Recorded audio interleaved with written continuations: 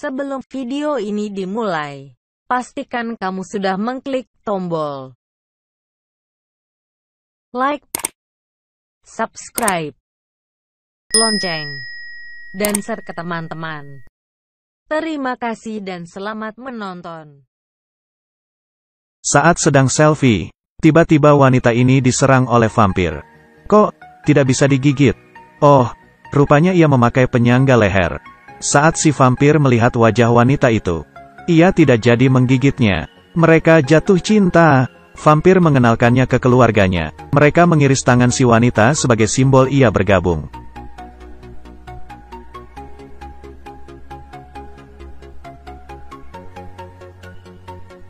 Tak terasa, mereka melahirkan dua putri yang lucu. Mereka berdarah setengah vampir, dan memiliki sebagian kekuatan ajaib. Demi membaur dengan kehidupan sang istri, mereka sekeluarga pindah ke perkotaan. Selain sang istri, kedua putri dan sang ayah berwajah pucat dan berpakaian unik, sehingga menarik perhatian tetangga. Saat sang istri menyapa tetangga, putri bungsunya diam-diam memakan lalat. Untungnya, sang kakak mengingatkannya, sehingga tidak ketahuan. Saat ini, sang vampir mengangkat sebuah peti mati. Tetangga takjub melihatnya. Sang istri mengingatkan keluarganya, jangan bersikap seperti vampir di tengah manusia, apalagi menggunakan kekuatan mereka. Bila ketahuan maka habislah sudah. Ayah si wanita tidak tahu bahwa anaknya menikah dengan vampir. Ia berseloroh bahwa ibu tetangganya menjadi linglung. Karena kisah vampir, si wanita hanya bisa tertawa untuk mencairkan suasana. Si bungsu yang merasa terkekang, sangat rindu untuk kembali hidup seperti vampir. Tapi si sulung sangat ingin menjadi manusia, karena tidak usah menghindari matahari lagi. Si sulung menghibur adiknya, mungkin banyak hal menarik di dunia manusia. Si wanita mengingatkan anaknya untuk bersiap-siap ke sekolah. Mereka pun mulai bersiap, mengikis gigi taringnya, supaya terlihat seperti manusia. Tapi, baru saja keluar, si bungsu tak tahan dan terbang sebentar. Tetangganya mengira ia rabun, dan lekas memakai kacamata. Sesampainya di sekolah, mereka berkenalan dengan siswa lainnya. Siswa nakal yang duduk di belakang, berniat menjahili mereka karena penampilan anehnya. Si bungsu sangat marah, dan membuat anak jahil tadi ngompol. Nana tertarik dengan si bungsu, dan mengajaknya berteman sepulang sekolah. Si jahil tadi menabrak si sulung, sewaktu adiknya tidak ada. Saat ini, seorang siswa bernama Jack membantunya, dan tertarik dengan kecantikan si sulung. Ia mengajak si sulung berenang.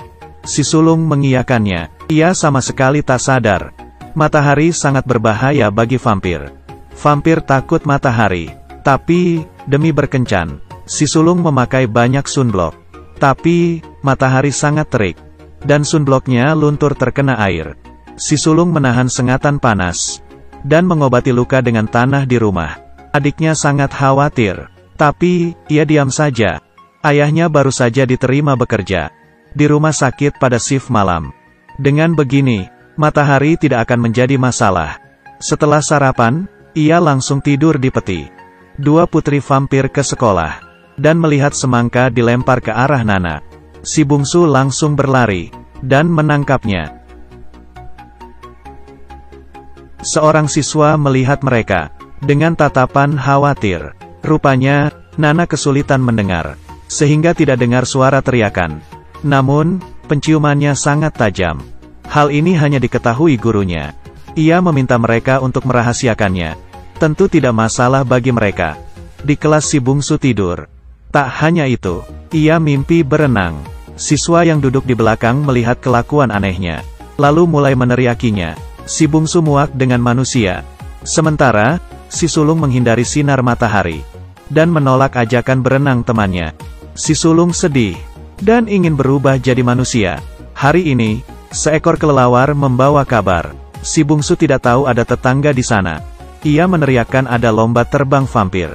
Sebagai setengah vampir, si bungsu hanya memiliki kekuatan terbang 50%. Rasanya mustahil menjadi juara pertama. Tetangga mulai curiga, dan mencari tentang vampir di internet. Rupanya, vampir memang ada. Dia harus mencari bukti. Untuk membuktikan kematian ibunya, dua bersaudara tidak sengaja menemukan toko sihir. Katanya, segala keinginan dapat terpenuhi. Si sulung ingin jadi manusia. Si bungsu malah ingin jadi vampir. Setelah dimantrai oleh pemilik toko, mereka berdua mengucapkan permohonan di gelas. Pemilik toko mencabut rambut mereka dan berkata setelah mereka keluar, maka permohonan akan terkabul. Setelah membayar mereka pun pergi. Tapi, saat pemilik toko mengambil uang, ia salah meletakkan rambut mereka. Sesampainya ke rumah, kepribadian mereka berubah drastis. Warna kulit si bungsu merona, sementara si sulung pucat pasi. Dulu, si sulung benci terbang. Sekarang, ia malah lebih hebat dari ayahnya. Si bungsu kebalikannya, ia lupa bagaimana cara terbang. Ayah dan kakaknya menghiburnya, mungkin situasinya tak tepat, lalu mengajaknya pulang. Tetangga memungut bangkai tikus dengan bekas gigitan. Saat ia hendak bertanya kepada dua bersaudara, ia melihat si sulung makan daging mentah. Mereka terkejut, untung saja orang tua mereka keluar. Melihat banyak orang, tetangga pun kabur. Nafsu makan si sulung meningkat. Daging mentah di kulkas dihabiskannya. Lalat pun dimakannya. Hari itu, Jack datang mencari si sulung. Tidak tahu kenapa, perut si sulung berbunyi karena lapar. Ia memelototi pembuluh darah leher Jack. Akhirnya, si sulung menerkam Jack. Untung saja si bungsu datang mencegahnya, lalu mengunci kakaknya di kamar. Ayah mereka segera memeriksa luka Jack, lalu mencicipi darahnya. Lahir tahun 1998, golongan darah A. Jack merasa takjub, lalu ia pergi.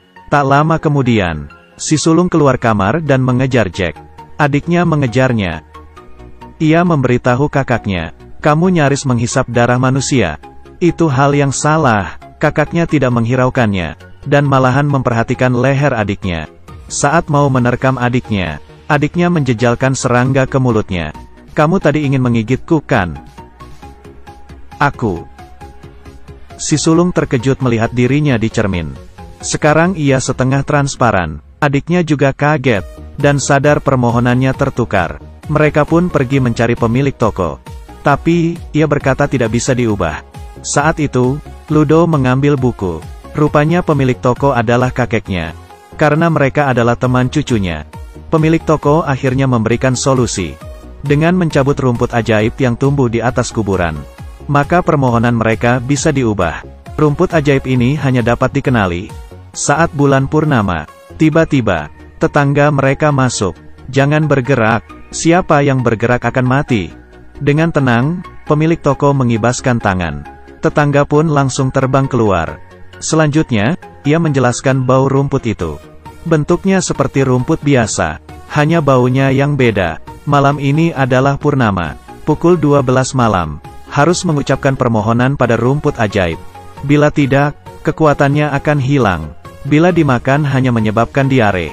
Mereka berdua segera mencari rumput ajaib, dan minta bantuan kepada Nana yang hidungnya sensitif. Ia juga mengaku bahwa dirinya vampir. Nana tak percaya. Si sulung langsung menunjukkan kekuatannya. Sementara, si tetangga bersiap untuk menyerang. Ia membawa salib dan senjata untuk membunuh keduanya. Saat ia melihat mereka membawa Nana terbang. Dasar vampir rendahan. Sesampainya di tujuan, Nana menemukan rumput ajaib itu. Tapi, tetangga menyergapnya dari belakang dan menyekapnya di sebuah gubuk. Untung saja Ludo datang tepat waktu dan menyelamatkannya. Tapi, kedua vampir bersaudara dalam bahaya. Tetangga mengambil senjata pembunuh vampir. Si bungsung berusaha tenang, namun kakaknya jatuh terjembab. Ia dalam bahaya. Nana dan Ludo muncul, dan memegangi tetangga. Mereka memberitahu si bungsu untuk memberikan garam pada kakaknya. Si bungsu pun menurutinya. Si sulung rupanya benar-benar bangun.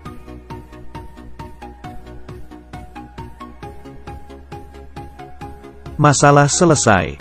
Dua bersaudara mengucapkan permohonan. Si sulung ingin menjadi manusia. Si bungsu ingin menjadi vampir. Namun, di saat terakhir, Ludo memotong mereka. Setelah mempertimbangkannya, mereka akhirnya memilih kembali jadi setengah vampir. Saat itu, Ludo meletakkan rumput ajaib yang kadaluarsa di kotak makan tetangganya, lalu membuangnya. Tetangganya yang kelaparan langsung memakannya. dan langsung diare 3 hari 3 malam. Vampire Sister, ditayangkan tahun 2012. Film ini diadaptasi dari novel Jerman terlaris. Penulisnya adalah Franziska Gem. Novel serial ini diluncurkan pada tahun 2008, dan telah diterjemahkan ke dalam 18 bahasa. Novel ini laris di seluruh dunia. Bagi kalian yang tertarik, jangan sampai kehabisan.